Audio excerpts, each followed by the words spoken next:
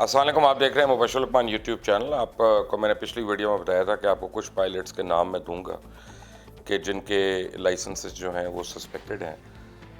वो मैं आपको अभी रिलीज़ करने वाला हूँ।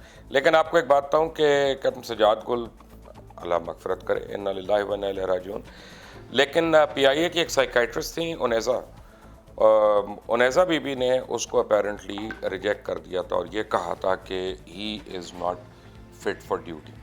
और जब ये साइकाट्रिक, आपको बताऊँ कि मैं अपनी आपको बात बता सकता हूँ कि हर किस्म के टेस्ट होते हैं। जब आप इवन स्टूडेंट पायलट के लाइसेंस के लिए अप्लाई करते हैं, स्टूडेंट पायलट लाइसेंस यानी अभी आपने 1 घंटा भी उड़ाया नहीं होता खुद, तो आप उससे पहले जो आप लाइसेंस लेते हैं उससे पहले आपके हार्ट के चेकअप्स होते हैं, आपकी आई साइट के होते हैं, आपके ENT का चेकअप होता है और सबसे इम्पॉर्टेंट एक बड़ा ग्रूलिंग किस्म का टेस्ट होता है, वो आपका साइकाट्रिक टेस्ट होता है।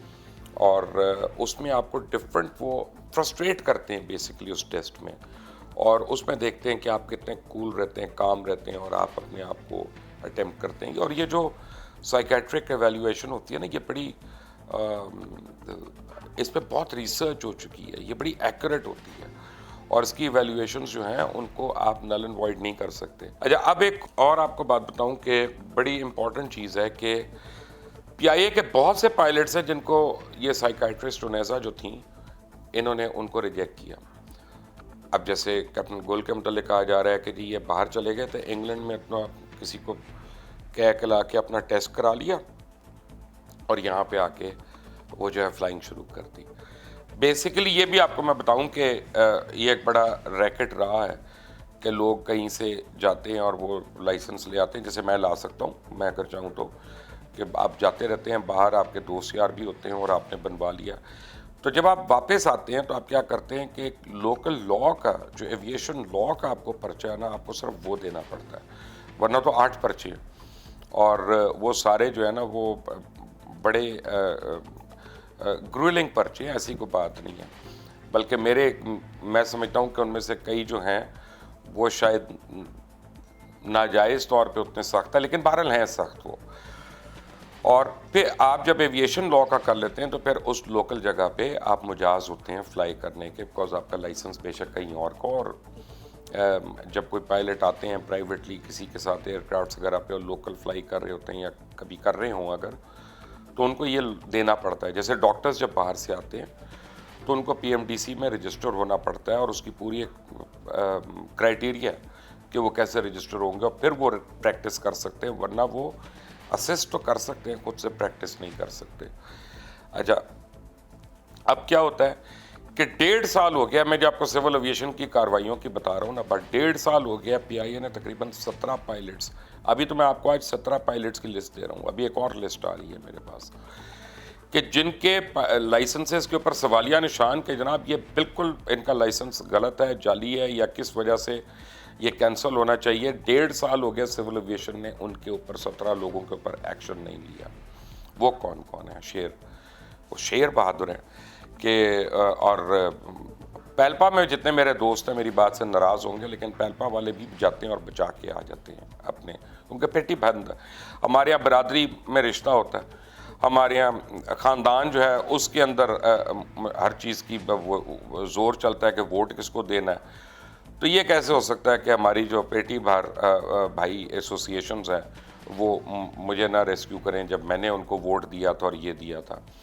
अच्छा, नंबर 1 कैप्टन बासित, ये A320 के कैप्टन है। इनका लाइसेंस होल्ड हुआ है वेरिफिकेशन के लिए अगस्त 1, 2019 से। फिर बिलाल चुगताई, ये भी A320 के यानी एयरबस के कैप्टन है। फिर उसके बाद आबिद हमजा हैं। अच्छा, जिसको नंबर चाहिए ना अपना P नंबर, तो वो भी मैं दे देता हूँ साथ, पायलट नंबर जो है उनका वेरिफिकेशन के लिए, और सामने मैं रिमार्क्स भी दे देता हूँ। पूरी लिस्ट मैं इस स्क्रीन पे अब प्ले करूँगा अपने साथ वाली स्क्रीन पे, ताकि आप लोग पढ़ लें। कैप्टन वसीम अख्तर है, ये भी इस्लामाबाद के हैं। पहले दो जो थे 320 के वो लाहौर बेस थे, ये दोनों इस्लामाबाद के हैं। फिर आमिर मलिक कराची के आ गए। फिर आतिफ मुनीर पे याहिया संदीला, मोहसिन अली यज़दानी, उमर इस्लाम, अकबर अफरीदी, सैफ बरकी, तलहा खान, उज़ैर जावेद, सलीम अली, अच्छा, और फैसल मिर्ज़ा और सकलैन अख्तर। अब क्या है, इसमें 4 कौन है? तलहा खान 777 का first officer, Uzair Javed 777, Salim Ali Boeing 777 और फैसल मिर्ज़ा 777, सकलैन अख्तर जो है वो A320 का।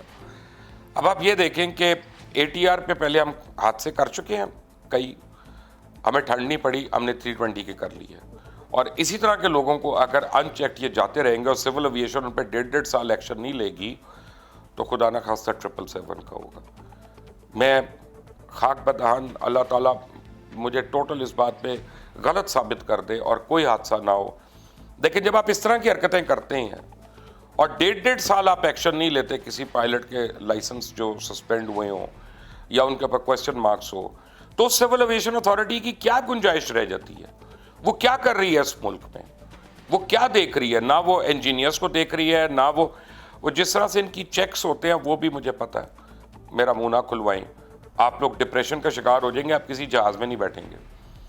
और ये एक एयरलाइन की बात नहीं कर रहा, ये अक्रॉस द बोर्ड में कर रहा हूँ। एयर ब्लू में देख लें, इन्होंने कितने कितने अपना ईजी चेक्स किए हुए लोगों के लिए वहाँ पे। क्यों? वहाँ पे अपने बेटी भाई हैं, वो पहले मेरे साथ थे, अब वो वहाँ पे हैं, तो वो आते हैं तो चाय भी पीते हैं और काम भी करा के ले जाते हैं। लोगों की ज़िंदगियों से खिलवाड़ हो रहा है, लोगों की ज़िंदगियों से खेला जा रहा है। और ये लिस्ट अब आप अपनी स्क्रीन पे देख लें और आपके ऊपर लाजिम है कि जब इनके नाम अगर आप सुने तो आप सवाल ज़रूर करें, क्या लाइसेंस क्लियर हो गया? क्या पता चल गया कि ये लाइसेंस असली है? क्या हमें अब शक है कि ये लाइसेंस जो है पैसे देकर नहीं लिया गया? क्योंकि ऐसे भी लोग हैं जो साइकेट्रिक एवेल्युएशन में फेल हो गए, वो कहीं और से कर कर आके ले आए और उसके बाद अब वो कप्तान बन के जहाज़ भी उड़ा रहे हैं। ये कितनी डेंजरस बात है। पाकिस्तान में सिविल एविएशन जो है वो अपने लोएस्ट एब पे है और ये सिविल एविएशन पिछले 25 साल से लेकर अभी तक मुतवातिर इस मुल्क में एविएशन इंडस्ट्री को इन्होंने ख़राब करने के का जिम्मा मुझे लगता है उठाया हुआ है। मेरे पास अल्फाज का चुनाव नहीं है, मुझे उसके लिए मैं माज़रत खा हूँ पहले से, लेकिन मुझे और कोई बात समझने नहीं आती है। आपको आती है तो इसमें अपने कमेंट्स दीजिएगा, राय दीजिएगा और मुझे ज़रूर एजुकेट करिएगा। अंटिल द नेक्स्ट टाइम, अल्लाह हाफ़िज़।